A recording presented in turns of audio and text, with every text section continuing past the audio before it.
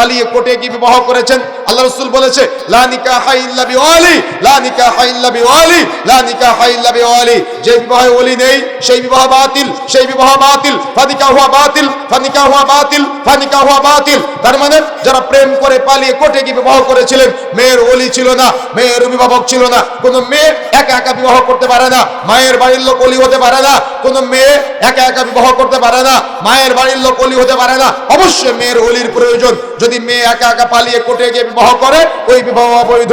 যারা কাজী সাহেব এই বিবাহ নামক জেনার অনুমতি দেয়, অনুমোদন দেয়, যতজনকে জেনা করতে সহযোগিতা করবে প্রত্যেক ব্যক্তির একটা করে পাপের ভাগ কাজী সাহেবের আমলনামায় লিপিবদ্ধ হবে। এই জন্য রক্তহীন ভাষায় বলে যেতে চাই, মাইকের আওয়াজ যতদূর পর্যন্ত যাচ্ছে, যারা প্রেম করে পালিয়ে কোর্টে গিয়ে বিবাহ করেছেন, আল্লাহ রাসূল বলেছেন লা নিকাহা ইল্লা বিওয়ালি। যে বিবাহে ওলি নেই ফানিকাহু বাতিল, ফানিকাহু বাতিল, ফানিকাহু বাতিল। সুতরাং পুনরায় নতুন করে আবার বিবাহ করে সংসার করতে হবে।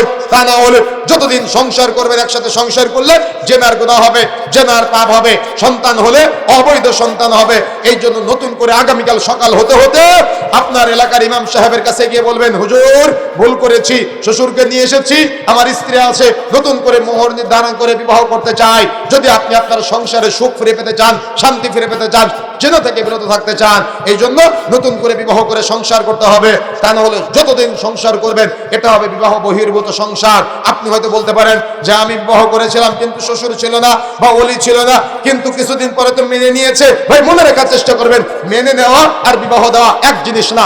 মেনে নেওয়া আর বিবাহ দেওয়া এক জিনিস না, পৃথক জিনিস। পুনরায় নতুন করে মোহর নির্ধারণ করে আবার বিবাহ করে সংসার করতে হবে। সন্তান হয়ে গিয়েছে, সমস্যা নেই, জানতেন না, তওবা করতে হবে। তওবা করলে পিছনের পাপ ক্ষমা হবে হবে ইনশাআল্লাহ। তওবা করে নতুন করে বিবাহ করে সংসার করবেন, ইনশাআল্লাহ পরিবার সুখের হবে। ভুল বুঝে তওবা করে ফিরে যখন আপনি আসবেন, তখন আল্লাহ রাব্বুল আলামিন আপনার সুখ শান্তি সমৃদ্ধি দান করবে। এই জন্য এই প্রচেষ্টা অব্যাহত রাখতে হবে। তার মানে যে বিবাহে ওলি নেই সেই বিবাহ বাতিল, এটা আল্লাহ রাসূল বলেছেন, এটা আমার কথা নয়। সুতরাং এই নীতিমালা ফলো করার প্রচেষ্টা করতে হবে। এখন আসুন যে কথা বলতে চাই, বিবাহের সব কার্যক্রম শেষ, নতুন বউকে নিয়ে বাড়িতে যাবে। যাওয়ার সময় সুন্দর করে বিবাহ করা, বাবা মার পায়ে হাত দিয়ে সালাম করা, মুরব্বীদের পায়ে হাত দিয়ে সালাম করা, এটা চলবে না। ওলামায়ে কেরাম এটাকে শিরিক বলেছেন। সালামের প্রচলিত সুন্নাহ পদ্ধতিতেই আপনাকে ফলো করতে হবে। হাতে হাতে সালাম দেওয়ার চেষ্টা করবেন। পায়ে হাত দিয়ে সালাম করা, ইশারায় সালাম করা, কপালে হাত দিয়ে সালাম করা বা সেলুট দেওয়ার মতো করে সালাম দেওয়া, এগুলো ওলামায়ে কেরাম নিষেধ করেছেন। কথা বুঝতে পেরেছেন? এই জন্য পায়ে হাত দিয়ে সালাম করা যে প্রথা বিবাহের মধ্যে আছে বা ভক্তবিন্দুর মধ্যে আছে, এটা বর্জন করতে হবে। পারবেন ইনশাআল্লাহ? চেষ্টা করতে হবে। নতুন বউকে বাড়িতে নিয়ে গেছেন, ওই যে দুলা ভাইয়ের কথা বলেছিলাম, মনে আছে? মনে আছে আপনাদের? নতুন বউকে বিয়ে করে বাড়িতে নিয়ে গেছেন। এখন নতুন বউ তো হাঁটতে হাঁটতে বাড়িতে যাবে না, গাড়ি থেকে নামার পরে কোলে করে নামায় কে? মনে আছে আপনাদের? কে নামায়? দুলা ভাই চান্সে থাকে। নতুন বিয়ে করে আপনি বাড়ি থেকে নিয়ে এসেছেন, বাড়িতে নিয়ে এসেছেন, আপনি আপনার স্ত্রীকে আজকে স্পর্শ করতে পারলেন না, নতুন বউকে গোলে করে গাড়ি থেকে নামাচ্ছে দুলা ভাই। এর মতো নোংরা বিবাহ, এর মতো পাপাচারের বিবাহ, এর মতো জাহালতের বিবাহ আর কি হতে পারে? বুঝেন না মনে হয়। আপনি কি বুঝলেন? আজকে থেকে বর্জন করতে হবে। পারবেন ইনশাআল্লাহ? পারবেন ইনশাআল্লাহ? প্রচেষ্টা করতে হবে।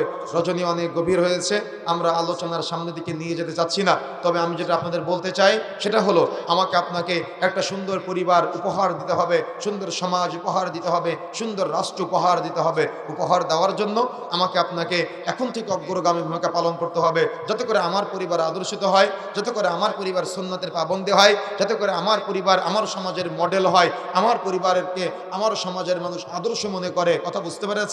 এই জন্য আমাকে আপনাকে এখন থেকে প্রচেষ্টা করতে হবে। তা না হলে কিন্তু আপনার সন্তানগুলো আদর্শিত হবে না, আপনার সন্তানগুলো মানুষের মতো মানুষ হবে না। অনেক